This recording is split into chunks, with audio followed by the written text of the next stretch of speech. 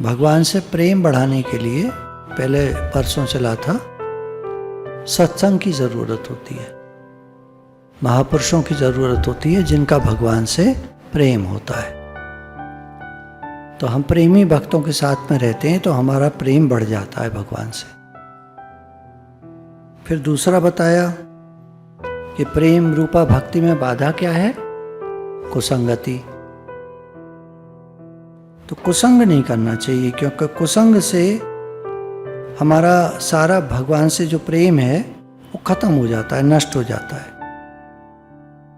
बल्कि प्रेम ही नहीं, विवेक भी, वैराग्य भी, सेवा भाव भी, सरलता भी, नम्रता भी, क्षमा भाव भी, तितिक्षा भी, अहिंसा भी, शौच भी, बाहर भीतर की शुद्धि, सत्य बोलना, ब्रह्मचर्य, निराभिमानता, शांति, सब खत्म हो जाते। तो कुसंग नहीं करना चाहिए। श्लोक 45, ये काम क्रोध आदि विकार पहले तरंग की तरह यानी छोटे आकार में आकर दुसंग से, अगर हमारे जीवन में दुसंग आया तो दुसंग से विशाल समुद्र का आकार धारण कर लेते हैं। हमारे मन में भी सब कमियां रहती हैं, खराबियां रहती हैं, काम क्रोध आदि विकार रहते हैं। कैसे रहते हैं? लहरों की तरह, थोड़े थोड़े थोड़े थोड़े थोड़े थोड़े आते जाते रहते हैं, आते जाते। और अगर कुसंग मिल जाए, कुसंग मिल जाए तो ये समुद्र की तरह रूप धारण कर लेते हैं, विशाल विराट। मतलब हमारा जीवन ही नष्ट हो जाता है, खत्म। पहले पहल जब मन में काम क्रोध का विकार उत्पन्न होता है तो उसकी एक लहर सी आती है, परंतु कुसंग पाते ही वह लहर समुद्र बन जाती है। फिर चारों ओर से सारे हृदय पर उसी का अधिकार हो जाता है। सद्विचार के प्रवेश की भी गुंजाइश नहीं रहती, उससे सर्वनाश हो जाता है। सद्विचार आएगा ही नहीं। इतना कुसंग का प्रभाव छा जाता है ऊपर कि उस आदमी को कुछ समझाओ तो समझता ही नहीं है। कुसंग का प्रभाव। अतएव कोई ये नहीं समझे कि हमारे अंदर तो सद्गुण बहुत हैं, दोष बहुत कम हैं, तो कुसंग हमारा क्या करेगा? थोड़ा बहुत बैठ जाते हैं लोगों के साथ तो क्या हो गया? कह रहे कुसंग करो तो धीरे धीरे धीरे धीरे काई की तरह वो पानी के ऊपर छा जाता है और सारे विकार समुद्र की तरह भर जाते हैं। तो सदा सर्वदा अत्यंत सावधानी के साथ सब प्रकार से कुसंग का त्याग कर देना चाहिए। कुसंग न करे यार। श्लोक 46, अब प्रश्न उठता है कि कौन तारता है? कुसंग हो जाए तो मुश्किल में पड़ गया आदमी।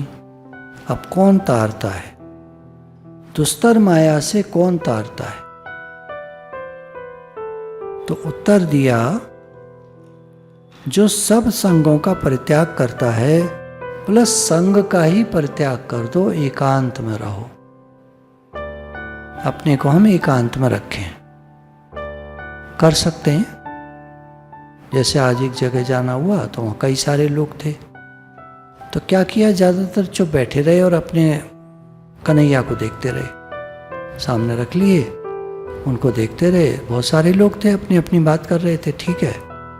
कहीं बात करनी होती थी तो कर ली थोड़ी सी, और नहीं तो अपना नाम जप। तो सब संगों का परित्याग।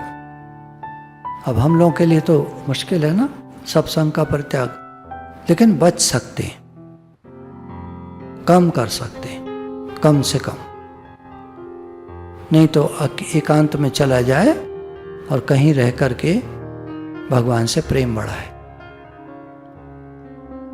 कैसे बढ़ेगा प्रेम? जो महानुभावों की सेवा करता है और जो ममता रहित होता है। मान लीजिए कहीं राधा कुंड पे चला गया कोई, राधा कुंड पे कई महात्मा रहते हैं, महात्मा की सेवा में लग गया, उन्होंने प्रेम करा दिया भगवान से, और खुद जो है संसार की ममता से रहित, किसी का संग न करे, एकांत में अकेला ही निवास करके थोड़ा बहुत भोजन जैसा मिल जाए उसी में काम चला ले। भोजन के मामले में दो तरह के महात्मा देखे। एक तो अपने आप बना लेते हैं, एक टाइम या 2 टाइम जैसी भूख लगती होगी अपने आप बना के खा लेते। एक होते हैं भिक्षा में जो मिल जाता है वो उससे गुजारा कर लेते हैं। नदी में तैरने वाले मनुष्य के लिए सबसे अधिक आवश्यक काम होता है हाथ पैरों से नदी के जल को फेंकते जाना, निरंतर जल को काटते जाना, तभी नया तैराक नदी के पार जा सकता है। जल को फेंकना छोड़ दे तो तत्काल डूब जाए। इसी प्रकार इस महाभयावनी दुस्तर माया नदी को तैरकर जो उस पार जाना चाहते हैं, उन्हें अहंकार और विषयासक्ति रूपी जल को बार बार अलग फेंकते रहना चाहिए।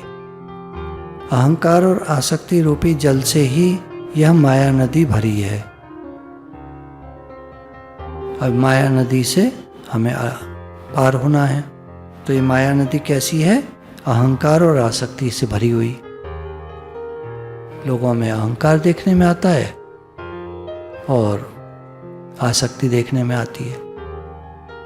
आसक्ति से चिपक जाते हैं संसार से और अहंकार से झगड़ा करते हैं।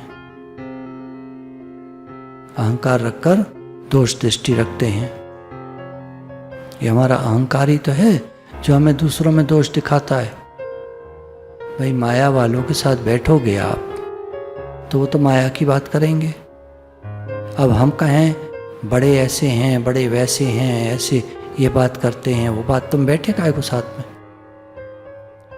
तो ये तो हमारा अहंकार है जो ये दिखा रहा है कि वो गलत है। अब जो व्यक्ति अहंकार और आसक्ति को दूर नहीं फेंक सकता, दम नहीं है उसमें, इनको काट नहीं सकता, परे नहीं हटा सकता, तो उसका क्या होगा? वह इस माया नदी के जल में रमकर डूब जाएगा, जन्म मरण के चक्कर में जाएगा। इसलिए संग त्याग अवश्य करना चाहिए। तो यहां संग त्याग को हम दुसंग त्याग भी कह सकते हैं, या फिर हमें सत्संग मिल जाए, या तो सत्य संग मिल जाए, और नहीं तो दुस्संग का त्याग करना चाहिए। अब कोई इस नदी से पार जाना चाहता हो, हाथ पैर मारे, थक जाएगा, सांस टूट जाए, मर जाएगा, तो बीच में कोई विश्राम स्थल चाहिए। पार जा रहा है नदी के, नया है, तो थोड़ा ही तैर के थक जाएगा, तो उसे बीच में कोई टापू मिल जाए तो आराम मिल जाए, फिर बाकी आधा रास्ता फिर पार कर ले। तो ये विश्राम स्थल कौन है, क्या है? तो वे विश्राम स्थल संतों के वचन, संतों के वचन उसे मिल जाएं और उन्हें सुने। वचन साध के धोए धोए पी। गुरु ग्रंथ साहब में आती लाइन, वचन साध के धोए धोए पी। तो अगर संतों के सुधा में वचन मिल जाएं तो उनके सहारे से नया बल प्राप्त होता है और वो फिर इस माया नदी के पार जाने में दोबारा से तैयार हो जाता है। तो संत से भी साधक को अपने बल से तैरना नहीं पड़ता, वह तो संत महानुभावों की कृपा रूपी सुदृढ़ नौका पर सवार होकर अनायास ही तर जाता है। किन्हीं महापुरुष के सानिध्य में हो जाए तो वो उसे पार करा दे। नारद जी का जीवन चरित्र जब हमने पढ़ा तो उनको संत मिल गए, बच्चे थे वो तब, लड़के, संत मिल गए, बड़ा प्रेम हो गया उनका संतों से, फिर संत चले गए तो भटकते फिरे कहाँ मिलेंगे संत। माँ जो थी वो मर गई, तो अकेले निकल गए उत्तर की तरफ, भटकते फिरे। तो आकाशवाणी हुई कि अब इस जन्म में तुम्हें दोबारा भगवान का दर्शन नहीं होगा, एक बार हो चुका था, अब अगले जन्म में होगा। तो वो जन्म इनका साधना का था। हम लोग भी अनेक जन्मों में साधना करके आए हैं, तब यहाँ बैठे हैं सत्संग की भूमि पर। साधना करके आए हैं हम, तब सत्संग भूमि पे बैठे। यहाँ हर एक कोई नहीं बैठ सकता। तो इस माया नदी में केवल संग त्याग से नहीं काम चलेगा, विश्राम स्थल भी चाहिए। और वो विश्राम स्थल है संतों के सुधामय वचन, जिनके सहारे से नवीन बल प्राप्त होता है और उस बल से मनुष्य माया समुद्र के पार पहुंच सकता है। तो इसमें कृपा हुई संतों की। तो देवर्षि नारद कहते हैं कि महानुभावों की सेवा करो, महापुरुषों की, जैसे इन्होंने खुद ने करी इससे पिछले जन्म में। तो इनका अनुभव है कि महापुरुषों की सेवा करो। श्रीमद् भागवत में भी भगवान ने कहा कि जल में डूबते हुए लोगों के लिए दृढ़ नौका के समान इस भयंकर संसार सागर में गोते खाने वालों के लिए ब्रह्मवेत्ता शांत चित्त संत जन ही परम अवलंबन हैं। इस भव सागर से पार जाने के लिए ब्रह्मवेत्ता शांत चित्त संत जन ही परम अवलंबन हैं। जिनको बोध हो गया है, ज्ञान हो गया है, जो भगवान के परम भक्त हैं, तो वे ही जो हैं परम आश्रय हैं, वे ही विश्राम स्थल हैं इस माया रूपी नदी से पार जाने के लिए। तो महानुभाव संतों की सेवा से पाप ताप और मोह अनायासी दूर हो जाते हैं। जब हम महानुभाव संतों की सेवा करते हैं तो हमारे पाप कर्म जो हमको सत्संग में लगने से बाधा पहुंचाते हैं वो नष्ट होते हैं। जीवन में ताप होते हैं, त्रिविध ताप, दैवी ताप, शारीरिक ताप, मानसिक ताप, 3 प्रकार के ताप होते हैं। तो ये हमको कष्ट पहुंचाते हैं। और मोह, ये सब चीज़ें अनायास ही अपने आप धीरे धीरे सब दूर हो जाती हैं जब हम संतों के सानिध्य में रहते हैं। भागवत में और भी बात कही, जिस प्रकार अग्निदेव का आश्रय लेने पर शीत, भय, अंधकार तीनों का नाश हो जाता है। सर्दी का, डर का, अंधेरे में डर लगता है ना, तो अग्नि जला दो तो डर दूर हो जाए। तो सर्दी का, डर का और अंधकार का, तीनों का नाश हो जाता है। इसी प्रकार संत पुरुषों के सेवन से पाप रूपी शीत, जन्म मृत्यु रूपी भय और अज्ञान रूपी अंधकार, ये कोई नहीं रहते। तो संत पुरुषों का संग करने से पाप रूपी शीत, जन्म मृत्यु रूपी भय और अज्ञान रूपी अंधकार, ये कोई नहीं रहते।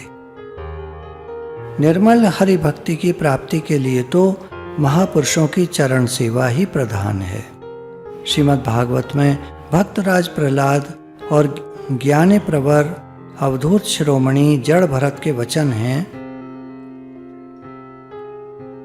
प्रहलाद कहते हैं कि हे पिता, जिन भगवान श्री हरि के चरणों का स्पर्श समस्त अनर्थों की निवृत्ति करने वाला है, उन श्री हरि के चरणों में जब तक प्रेम नहीं होता तब तक अकिंचन यानी सब कुछ भगवान को अर्पण कर चुकने वाले साधु महान पुरुषों की चरण धूलि से मस्तक का अभिषेक न किया जाए, तो जब तक उनका चरण धूलि से अभिषेक नहीं किया जाता तब तक उद्धार नहीं होता।